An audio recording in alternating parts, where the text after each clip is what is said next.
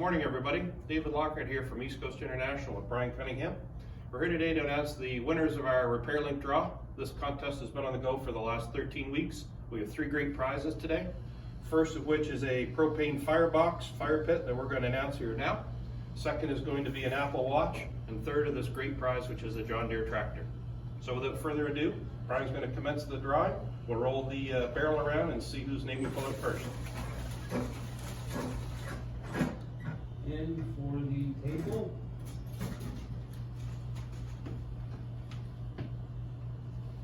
Winner of the table, Walsh Truck and Trailer, ballot number 55485.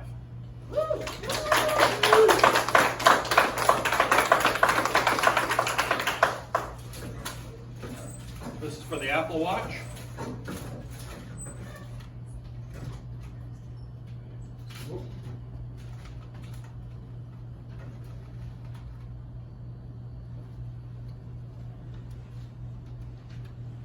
This is also for Walsh Truck and Trailer. Everybody who made a purchase had their ballot available to go back in. So each purchase deserved a ballot.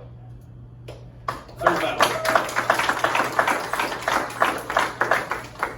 And the grand prize.